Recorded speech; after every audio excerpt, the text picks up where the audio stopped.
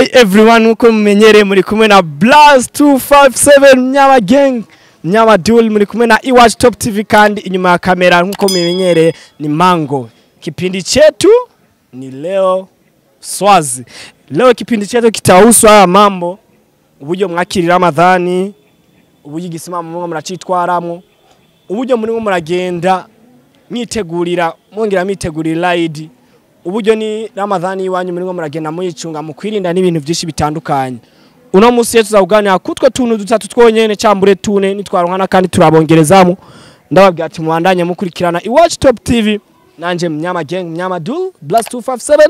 Ndababwira ati bandanye kora like, share na subscribe. Reka rero dutangure ibiganiro vy'iwacu aho turimo turagenda turondera abatumirwa benshi bagiye batandukanye.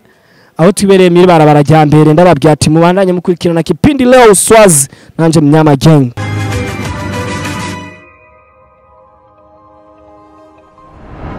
Reka basi abafana barimo badukurikirana banzu basubiremo izina giwawe. Arishonoa ikipindi leo ni leo Swazi. Twagiye tukubaza ati mbega wewe nk'Islam Ramadhani mu buzima bwawe imeze gute? Ramadhani mu buzima bwanze yizeze numva nezerewe kuko Ramadhani yize hari ibintu byinshi tuyungukirako. Urafunga ufunze urumva Imana iraguha imihezagiro, hari ibintu ibicumuro bimwe mu gihe kigendera dufutira. Umva Ramadhani yize umuntu yoreka kuryoherwa. Ku munsi wejo twaraye tubonye ko igisimamo ca mbere catwinjiyemo. Ese yo ku gisimamo cawe ca mbere ejo vyari bimeze gute? Igisimamo ca mbere ejo vyari bimeze neza cyane. Nta ngorane. None we hejo ku gisimamo ciwawe ca mbere waciteguriye gute, wacakiriye gute? Dushaka mu majambo make utubwire ingene igisimamo cawe ca mbere ejo wacitwayemo. Oyezo sinarose umwanya wo kugenda kugisenga. Ariko ndibaza ko uno munsi ugisenga. Imana imfashije inshallah. Waciteguriye gute ho icuno munsi? Uno munsi naciteguriye cyane gose. Imana imfashije nta ngorane. Nihe indi migambi uri muragenda utegura mu minsi 10 ya nyuma y'Ramadhani? Iminsi ya nyuma y'Ramadhani no kugerageza umuntu Imana imufashije agakora mu bikorwa byiza. Raze yuko ni iminsi ya nyuma Imana ashobora kuguha mu bihembo byinshi. Saura koza shono. Asante sante. Okay, muandanye mukurikirana Mnyama Blast 257 ndababwira ati turacari kubarabara rya mbere ndacari mo ndagenda ndondera n'abandi bantu nababwiye uno munsi bishobora kujyoha ngaho imbere yiwanje nimo ndahabona umusore arimo araza. Reka nawe mu ncamake uno musore ndabe yuko hari ikintu twagenda tuvuganye nubwo mbona umengo afise utuntu tw'udusoni. Assalamu alaikum she. Salam. Meze neza she? Safi. Ariko banzindukira hari abakubona. Ndukira hari abakubona. Okay she, kamanzi nagusabe kwanza umwidondoro wawe gatonya. Ismaili habona Imana. Ismaili watinyi kamera ko manu tarabari akukamera. Nana kimwe. None rabayo basi tuvugane turabariya. Okay Ismaili, vraiment Ismaili ndakubwiye ati leo ni kipindi leo Swazi. Tugane tuntu bazo duke ugendura twishura tubangamye sinzi uko gusofisa umwanya. Umwanya muto nta kibazo. Okay, reka tukwaza ikibazo ca mbere kigira giti Ramadhani mu buzima bw'iwawe imeze gute? Ramadhani kuntu imeze itwigisha gutinya, kwemera nuko n'ibindi vyinshi nyene. Ejo twaraye twumvishije yuko cyari gisimamo ca mbere. Ejo ugisimamo cawe ca mbere vyari bimeze gute? Oya vrima ejo umwanya warambanye muki sinatonze ku gisimamo ariko vyaranezereye cyane kubira Ramadhani irimo iraba. None uno muso urizera kuza gusenya igisimamo cy'uwo munsi? Ngo mashallah birakunda. None icy'uwo munsi cyo waciteguriye gute? Ndaciteguriye neza gose. Mu munezero ntangere. Ni Ramadhani wari iminsi ngahe? Nta numwe. Oya. Imana yaragufashije. Imana yaramfashije kweri. Okay, akajambo kamwe rero ko gushimira Imana. Alhamdulillah rabbil alamin kweri. Twese ize itugumize nkuko. None nkawe urimo nk'Ramadhani my'iminsi 10 ya nyuma ni kiye kintu urimo urapanga gukora gitandukanye n'ivyo wakoze miyo minsi iri nyuma? Ivyiza gusa. Urenze kurenzako ivyiza nyene umva nyene ni hatari gukora ivyiza nyene kugira tunezereze Imana nyene mwuku kwezi kweranda kwiramazani. Okay, ikindi naco nyanda gusaba shaka uvuge akajambo kame kuri Iwacu Top TV. Akajambo Kamye kuri Iwacu Top TV. Nukubashimira ko mwatugende. Nawe urakoze. Alhamdulillah naam.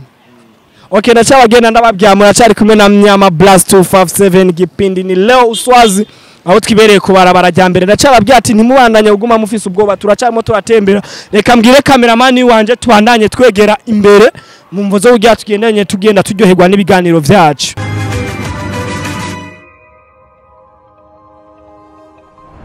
So turacabandanya kipindi leo uswazi turahuye n'undi Muslim kazi reka nawe tugira ico tumaze mu bizanye n'ino Ramazan tumaze imisi turi mu assalamu alaykum wa rahmatullahi wa barakatuh. Assalamu wa rahmatullahi wa barakatuh. So tutakugoya akazi nakawoborya woba witwa nde? Oya. Kantacho basi tugire ko ndabizi ntwashimye basi kuvuga izina ryawe katugire ko ese mino miswe iramazani ku iwawe ivuziki? Iramazani je ndashima. Hama twagira tukibarize ese mino ejo twumva uko twatanguye igisimamo ese ejo we ku gisimamo ciwawe ku munsi wa mbere byari vyifashe gute? Byari bimeze neza nyene byari hari sawa nyene nta kibazo. Ese nikiye kintu urimo urapanga gukora gikomeye mino misi 10 ya nyuma isigaye Ramadhan? Nukwi imisi nyene nshaka nyene merego neza nyene hanyuma nze nakirirwa neza nyene ata kibazo. Ese wama uharura yuko mu Ramadhan witwaye nabi woja mu muriro? Sawa rero turagushimiye urakoze. Sawa nawe. Turacabandanya na kipindi leo uswaza aho twari kumwe n'uyu mu mama reka tubandanye tuganira ndababwira ati mubandanye muri match out kuri Iwacu Top TV muri kumwe nanje Mnyama Blast 257 ndababwira ati mubandanye turacari nganye tuganira ibintu byinshi bigenda bitandukanye mu kwezi kwa Ramadhan nkuko mubimenyereza bacari kumwe na Mnyama Blast 257 kipindi leo uswazi leo nakutana na kina mama hapa wa Uswahilini. Kwanza tani msalimie kwanza, habari yako? Nzuri. Kwa jina? Suhaira. So kipindi leo ni kipindi leo uswazi tuko tunajadiliana kuhusu Ramadhan. Je, Ramadhan kwako iko vipi? Iko vizuri. Sasa unaweza kutangazia watu wako wanatizama Iwacu Top TV jinsi umeshapokea Ramadhan? Nimepokea vizuri sana. So kesho jana tumesikia kama tumeanza kusali tarawih. Tarawih kwako iko vipi? Iko vizuri sana. Unaiandaa vipi kama maandalizi ya tarawih? Leo ni siku ya pili. Kama leo umeiandaa vipi kama utakuwa unasali tarawih utasalia nyumbani au msikitini? Msikitini.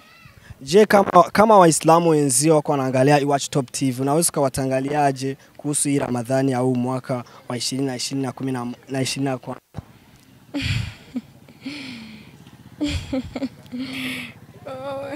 Ilo jibu lako inanishinda. Watangazie waambie jinsi umeipokea jinsi ilivyo kama hapa nimepokea vizuri na nimefurahi sana. Ramadhani katika kocha ya Kiswahili iko vipi? Mnaandaa vipi? Mnakula iftari vipi? Kwa ufupi. Tunakula iftari vizuri na tunaandaa vizuri. Anafurahi kwa kunipa maongezi sana kutakia kila la heri. Muko mugumandanya mukurikirana muri kumwe na Mnyama Blast 257 cyabandanya twibagare kubarabara rya kabi nonganda suye guhura n'Umuslim kazireka nawe tuganire abashe kugenda yabasigurira byinshi kwino Ramadhani y'uwo mwaka. Assalamu alaykum wa rahmatullahi wa barakatuh. Wa alaykum salam wa rahmatullahi wa barakatuh. Abantu barimo baradukurikirana benshi ndazi ntibarimo baramenya ivyari ivyo ariko reka tubibutse ni kipindi leo uswazi ku munatangwe kuraba televiziyo bunyene ariko umuntu turi kumenga hareka nawa abidondore kujya abandanye mumuraba munamuzi. Jewe nitwa Mama Sifa nkabamba kubarabara rya gatanu.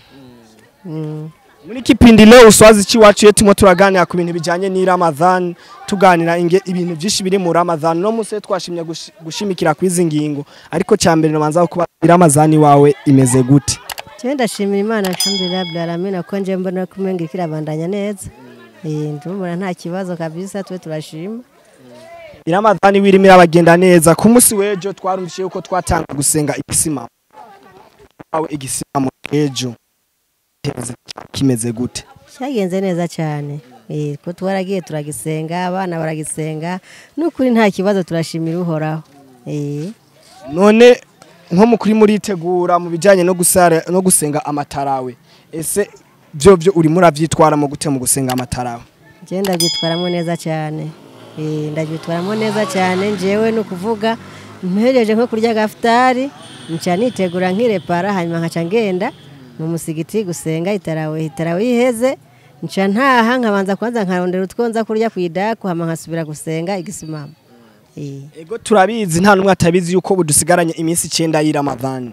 Niyo minsi 9 y'Ramadhan ese nikiye kitegura gitandukanye n'indi minsi yaheze wari warakoze?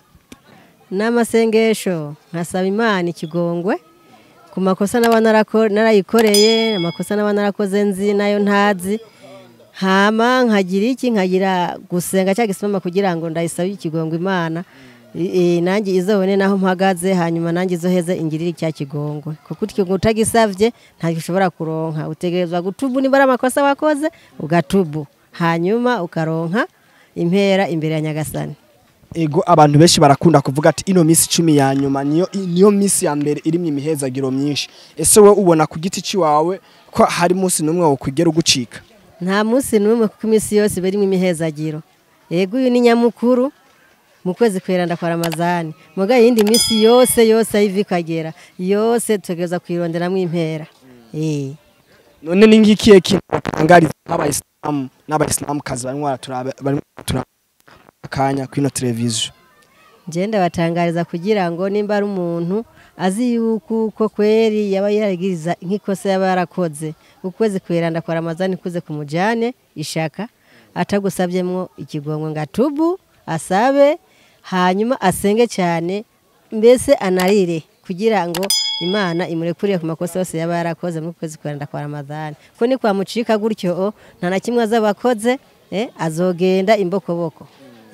Nta na kimwe azandikirwa mugabo ni yavuga ati njewe nditanze ku ruhande rw'iwanje ku makosa narakoze ku mabi yose naba naragize nagira nacumuriye mugenzi wanje nkaba mu kwezi kwa Ramazani nkagusabamwe imbabazi kandi ntibimpitagihe nimba wasabye za mbabazi zigumeho iteka ryose ku buryo uzovuga ati njewe ndirinze kuzosubira kugira ego ndazi nta muntu numwe adacumura twese turabana damu ariko ukirinda y'amakosa hambaye kuzura misi yose uyakorera bagenzi bawe cankwa nawe bagenzi bawe yagukorera nukuri dusaba Imana Nyagasani iki gifungo cy'ukwezi kwa Ramazani kiza tukigende tukigendeye kubusa atampera tukironsemo nukuri nje ndumva umengo nivyo no hanura bagenzi banje abasilamu nkanje basilamu kazi tuze turasaba Imana ikigongwe kandi tuyizera gose tutifuza kuza turacumuriranira tugira amakosa ngo tuzado mu myaka yose tuzadusaba Imana oya nta musi numwe umuntu aracumura ariko tuze turibuka dusaba Imana.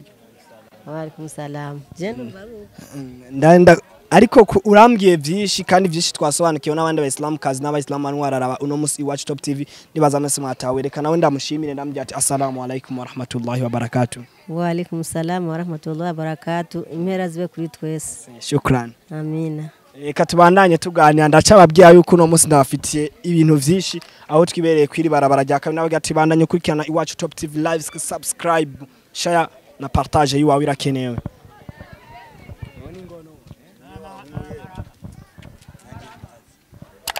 Sikona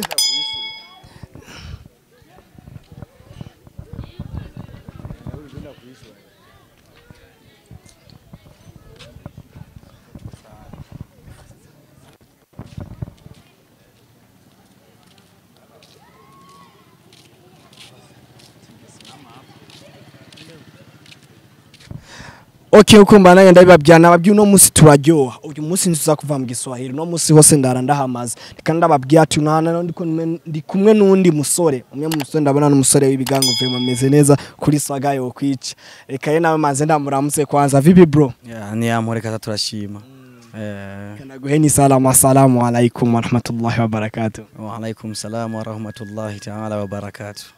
Okay bro, je vraiment uno musi ni kipindi leo USUAZI kiganiro twakiremeye Giswahili kuburyo tugenda turaganira aho n'ibintu byinshi bijanye no mu Giswahili ariko uno musi twashimye kuganira ku kijanye ni Ramadhan ariko ntarasimbira mu vyanzanye reka manze ndakubwiye abantu baringo baraturaba gusanga benshi bakuze visage banzu bidondore fonction n'ibintu byinshi bitandukanye bikuriko kwanza. Bon muri make jewe amazina nitwa ndiho kubwayo Yasin ingando ngandura izina ry'umuryango gusa ni jewe nashenda gitirira hakuru muri bene wacu bose ni jewe ndi ngando original. Bon iki naco nk'abantu umusore yamaze humanité scientifique. Bon nkaba nitegurira kwiga université umwaka uza gusubu undi mu coiffeur. Oui nkorera hajya kuri rya salon ifatanye na Vivante.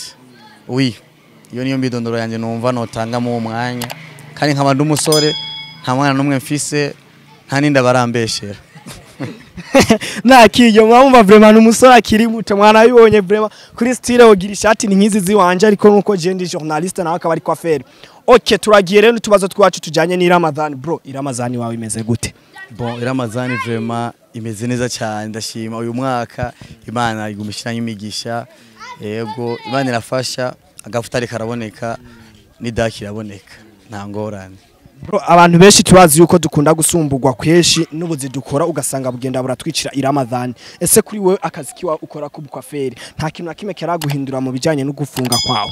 Bon hubwo birangyohera cyane kubera iyo ndi ukazi kanje kenshi nkiri ku ishuri umwanya muremure nawo mara mu ishuri nkataha ugasanga ngeze muhira bingo birangora gusubu akazi kanje ndiko mvuga ati ndingo ndahaguma ndindira riski mu mwanya ndindira riski ntaco bintwara gufunga ahubwo ubu ndorohewe cyane gusumba indi miss kora bituma ngira nkuko nkabona umunsi uraheze bituma mera neza kandi Imana iragerageza kaguma impana riski ego washaka paraporo yindi miss ubu niho mbona afazari kidogo cyo tubana uyu musore kari hatari mengo nahinduye style ibyo byose ni Ramadan nimira tuma ego ibintu bimera neza.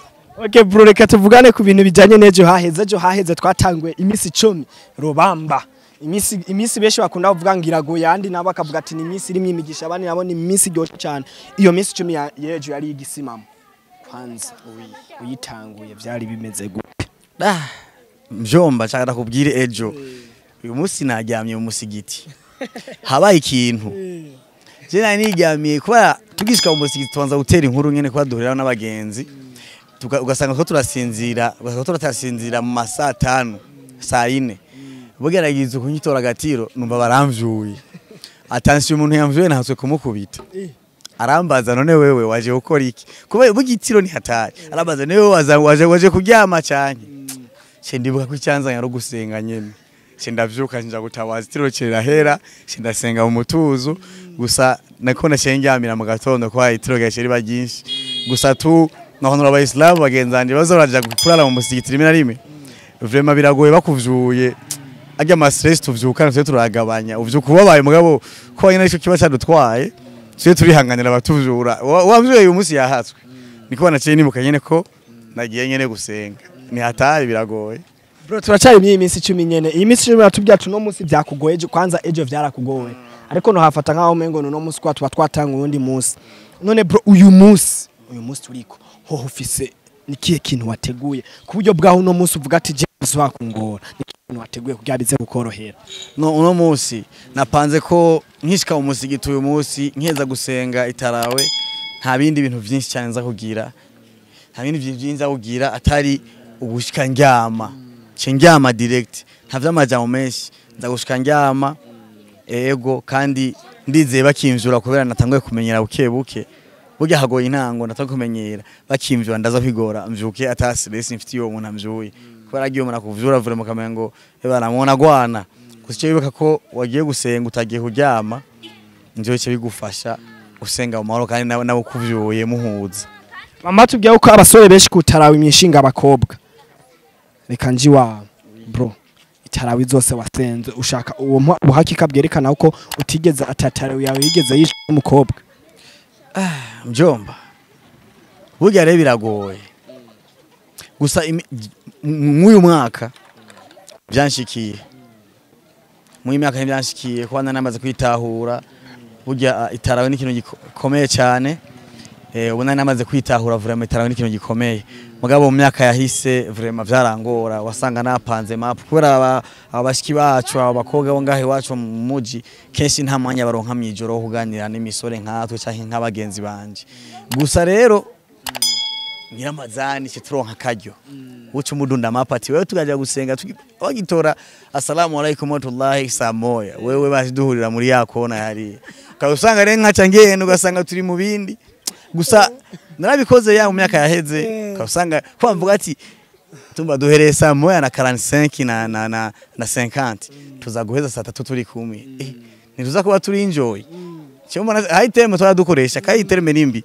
ngo ningyamba naziriye uba rero terme nimbi muga mu nyuma ubu niho nabonye ko itarawe ifisa akamaro maze kumva mawaidha naravuze vraiment itarawe washaka ikintu hanura nk'abasore bagenzanje ni waje gusenga itarawe ntuzoje gusengera ku swafa z'inyuma iyaranje uje ku swafa zitatu za mbere ko singiye nasengera ku swafa ya kabiri atari ya kabiri naje ku ya mbere byatuma ntimvira no gusohoka muga mujya amanya uje kuziga z'inyuma kasanga wapanze mapu nakana canke ni tubi bayiko babitwa niko babitwa ngo ninjya manaziri bijya bintu resi vyiza no hanura abayisilamu bagenzanje vraiment baze bari yaranje bagiye gusenga itarawe basenga itarawe ni umwanya w'ivyo ntiharagera kwera imyaka ntihaba haragera nihagera tuzoja kubaraba muhiri wabo mu bavyeyi babaduhe hama dufunye indowa za gihalal apana ibintu vya giharamu niho havamo n'ingorane ugasanga bamwe ko turafungwa abandi bamwe baragira ibibazo ugasanga bivuyemo ingorane nyinshi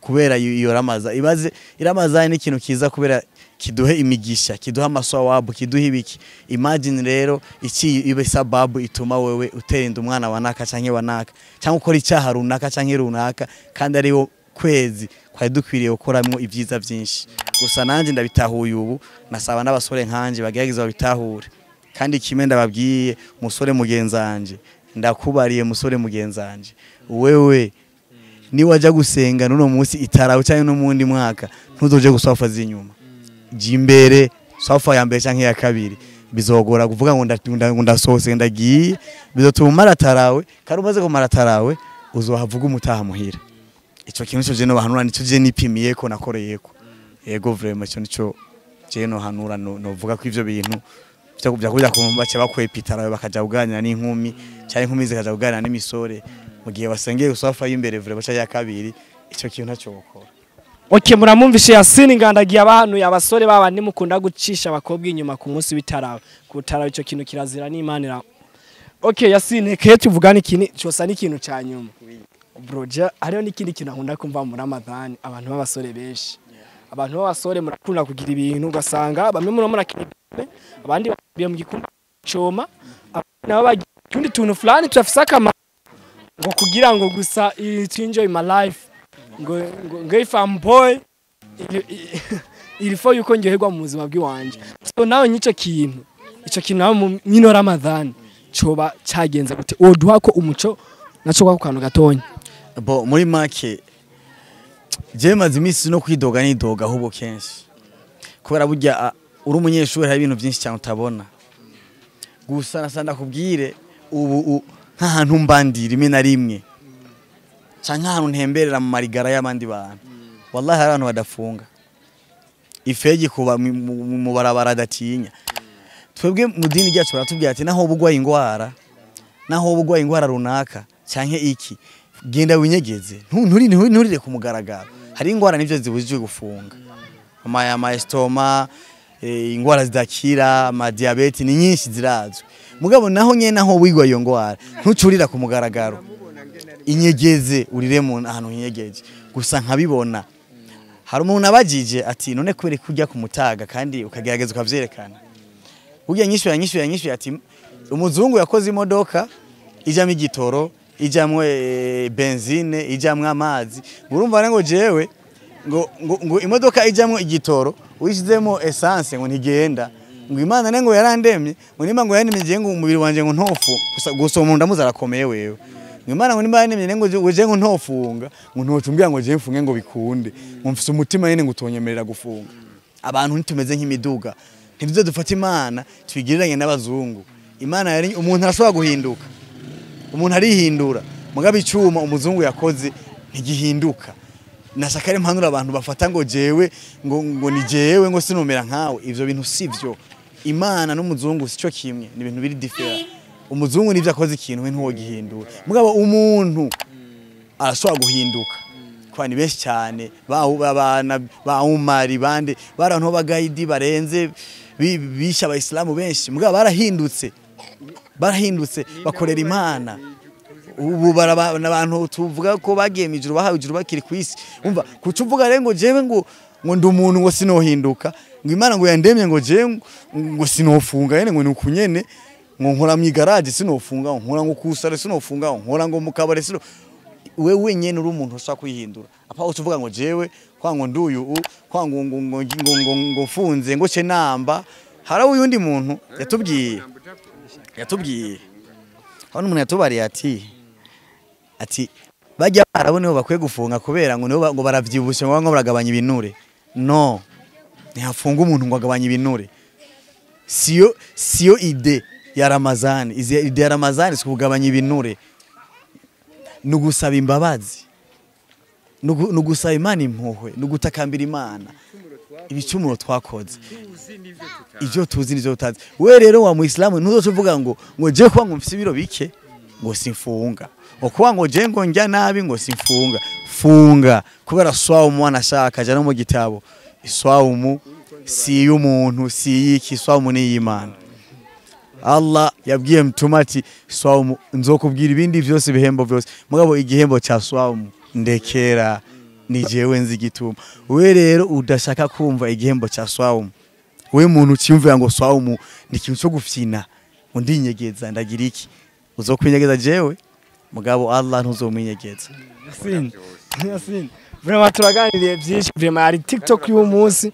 ndagushimiye vraiment merci beaucoup na urakoze cyane ego ciao Assalamu alaikum wa rahmatullahi wa barakatuh. Reka mananye reka tubanye tuganire nawe gatoyi. Nabandi basubire nabandi bavyumvirize. Okay, assalamu alaikum wa rahmatullahi wa barakatuh. Wa alaikum salam wa rahmatullahi wa barakatuh. Vraiment kipindi chetu ni kipindi leo uswazi. Naam. Kipindi leo uswazi tukunaganira ibintu bijanye no mu Kiswahili inyifato byo twitwara. Waswazi kama ni lugha ya Kiswahili sio na waswazi mimi fahamu Kiswahili. Sawa, acha reka dukora ikirundi. Acha dukora ikirundi. Okay. Abantu beshi barimo barakurikirana Watch Top TV nababya uno munsi biraryoshe. Uwo munsi kabisa bimeze neza biri umunyenga. Reka kwanza tumire wanje ndi kumwe nawe abanza bibwire kwanza imbere kumbandanya nibindi vyose. Amazina Isa Sadiki. Wamitwa Isa Sadiki ndibaza abantu benshi mwe muraraba Watch Top TV n'umutama mumenyereye cyane. Reka rero ex chef de zone Muyinga. Ex chef de zone Muyinga Isa Sadiki. Ndazwi cyane nivukira ngo muri iki Giswahili. Okay, reka nawe tubanze tumubaza ibibazo twagiye turabaza abandi. Ese Iramazani iwawe imeze gute? Iramazani iwanje umunezero udasanzwe. Komba mbandonse occasion yo gutakamba bimwe bidasanzwe. Iramazani ikiza ndayibonamwe abantu bose nko ngaha muri quartier haratekanye. Iramazani irazana umutekano udasanzwe. Iramazani irazana urukundo mu bantu. Iramazani ku muntu yiriwe yifunze usanga atekereje yifuza byiza asaba ibisabisho byinshi ku Mana kugira Imana izimubabarire. Iramazani uronse occasion ukayisenga neza ya misi 10 ya nyuma ukayimara neza ni wayisenze neza irimwo 83 ans ni uronse 83 ans wowe ufunze kandi ufunze ukwezi kumwe. Ico cyonyene kirampa umunezero udasanzwe no kumpa ingufu nkaguma nsaba Imana ko yompa ingufu iyi misi 10 tugiye gutangura ntihazovemwo n'umusi numwe ntanga kugira ndonke okaziyo kuko turabacumuzi twebwe ntitwera. Hari byo ducumura tuzi nivyo ducumura tutazi. Nico gituma rero twebwe tuvuga duti nahajya uzawumva tumwe miduwa ujya mwari mwadusomesha iduwa ijya duwa yanyu muzawumva ngo rabbana atina fi dunya hasanata wa fil akhirati hasanata wa qina adhaban. Ewe Mana tubabarire kubicumuro dukora tuzi nivyo tutazi. Mana uduhe ngaha ivyiza no mwijuru uzuduhe ivyiza. Iyo niyo duwa. Rero turanezerewe cyane nk'abantu b'abayisilamu kandi turatuje n'uwarafitaniye agatima kabi na mugenzi we umengo ubu bisa n'ivyahagaze kubera ko kwezi kw'iramazani ni ukwezi kw'imigisha myinshi cyane nka twebwe bamwe dufise ningo urahura n'imigisha myinshi utazi iyituruka. Ni ukwezi kw'amahoro n'umutekano, ni ukwezi gufise amahirwe menshi ku muntu yashoboye kugufunga akagufunga neza. Reka ndakubaza akabazo ka kabiri kwa n'utubazo 3 twonyene duhita twigira ejo haheze twaratanguye gusenga itarawe. Ese kuri we vyari bimeze gute gusenga itarawe yawe ya mbere yo mu ku kwezi kwa Ramadhani kuyu mwaka? Ejo siho twatanguye gusenga itarawe. Tahajudi. Ejo basenze tahajudi. Haro tarawe na tahajudi. Hari iminsi ijya 10 ya nyuma. Nijya minsi uvyuka niyo bita igisimamo. Uvyuka mwijoro nka sandwi saa 8 ukarabira usenga ukacusomera ko igisabisho. Niyo minsi ejo rero yatanguye. Kwivyo rero kuri jewe nanye ndi umwe mu bashaka kwihatira vyanka vyakunda ngerageze kuba no yisenga mbere washaka nuko niyo misi 10 ndayimare ndayisenga kuko simbanzi mwiga kuko harimo umunsi umwe udasanzwe. Uwo munsi udasanzwe Lailatul Qadr. Uwo munsi ni munsi udasanzwe uhera kuva iga saa 12 ubu uri mihezagiro myinshi kugeza buce. Uwo munsi rero uronse chance kwagira icyo usabiramwo kenshi urashobora kuronka iyo kazi yo kukironka canke utakirose ngaha kwisi hariya kwijuru ukazokironka. Niko kamaro genda yiziko. Okay. Reka tubagaze ikindi kibazo gisa n'ikibazo cyanyuma. Ikibazo cyanyuma naco kivuga giti. Ese nakaye kajambo kame konyene ntushiye no muri byinshi. Kame konyene utekera abayisilamu barimwo barafunga mino Ramadhani. Akajambo notekera abifunze ino Ramadhani itubere inyigisho twese hamwe. Ukuno musi turi twisunga umusigiti wuzuye. Twisunga gusenga cyane no kwitaho gukora ibikorwa vy'Imana. Nosaba Imana ko yodufasha tuhabandanya uko mbese tukarenza ko n'ivyiza byinshi twoza turakora bituma Imana ibidukundira. Sawa urakoze turagushimiye. Murakoze namwe. Assalamu alaykum wa rahmatullahi wa barakatuh. Wa alaykum salam wa rahmatullahi wa barakatuh. Sawa nkuko nababyatire muracari kumwe na Mnyama Blast 2 subscribe iwawe irakenewe kandi ababyati mwandanye mukurikirana bino biganiro uko nta handi ushobora kubisanga ni hano honyene ni kipindi leo uswazi ndacabandanya nari kubarabara rya kabiri rya gatatu ni rya mbere nari nayafatanije hamwe rikamanuke kuyandi mabarabara naho ngene numva ico bagenda barabivuga ko ndababyati support iwawe ni like iwawe ni share yawe ni subscribe iwawe kugira abandi bantu baze barabona notification bitabagoye ndababyati ciao tumanuke kurindi barabara.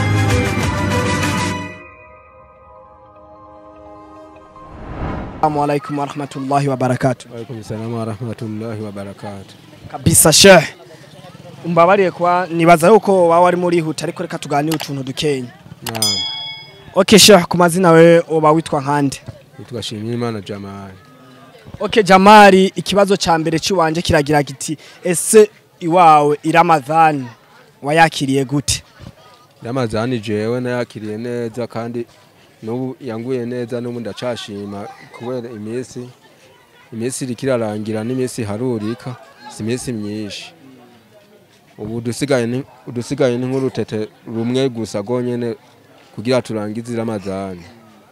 Ahubwo cyo nobwira abandi nuko bofata amasengesho yabo ya sunna bagapata nugusenga jojo yara yaturukadiri kugira turangizanye twakira imigisha mu kwezi kwenda kwa Ramadhani. Okay Jamali kibazo canje kigira kabiri kiragira giti ejo ku munsi weje waheze twarumshe uko twatanguye gusenga igisimamo. Ese wombwira igisimamo cawe ca mbere cyari kimeze gute? Igisimamo ciwanje ca mbere nuvuga ko cagenze neza asikaye ni kwakira ibihembo vy'Imana yonyene izompa gusa sindi kunizobimpa niko nzovyakira.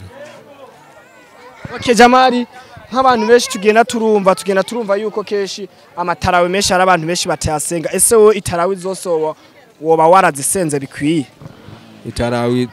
Itarawe haragera igihe nyene umuntu agerageza kuzisenga n'igihe usanga umuntu yafatiriwe mugabo Imana izotubabarira ko tuzoba twakurikije amatarawe yose. Jamani ndagushimiye ku kiganiro dukoze. Nawe ndagushimiye. Manda nyamukurikirana Iwacu Top TV ndababwiye ati nari kumwe n'umusore Jamali nkaba ndamushimiye nambye ati assalamu alaikum wa rahmatullahi wa barakatuh. Wa alaikum assalam wa rahmatullahi wa barakatuh.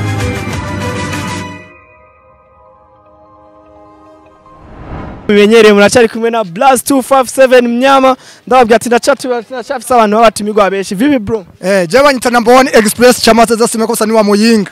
Mimi kwa mtoto wa Kongo house. Kabisa ndumva no musobo namye ndonka abashewe no musi naho ndose umusani. Reka manze nawe tugende tuganira arababyigiye naho abye mu bintu byinshi reka manze ndamusabanza asubire mu myidondoro wiwe.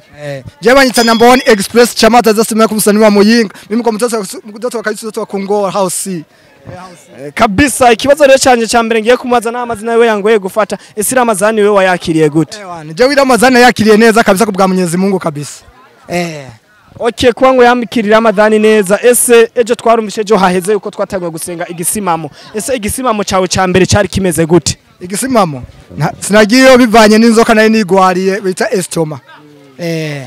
Ese urateganya yuko kwasigaye iminsi 9 ese urabona yuko ejo novuga ko wahombye ese urateganya kuzoswa gusenga ibindi bisimamo? Je nzogenda kabisa kubwa Mwenyezi Mungu. None se ni ikihe kintu utangariza abisilamu bafunze mu kwezi kwa Ramadhani? Cyo batangariza no basaba ko bagenda nabo kugira aboroherwe mu mutima wabo nko Mwenyezi Mungu yabaremye. Ndabona uri umuntu atuyakora akazi kagenda gatandukanye ese akazi ki wawe wagiye urakora ntaco kagiye karakwishira ni Ramadhani yawe? Jewe ntabwo kigeze kanyishira n'umwanya numwe nagumye nkora kwa kundi nyene. Sawa ndagushimiye turakoze. Asante sana. Assalamu alaikum wa rahmatullahi wa barakatuh. Wa alaikum salam. Okay ndacabananya nababwiye ati nikipindi leo USUAZI nageze ku ngoro ni Mnyama Blast 257 ni Iwacu Top TV inyuma ya kamera ni MC Mango.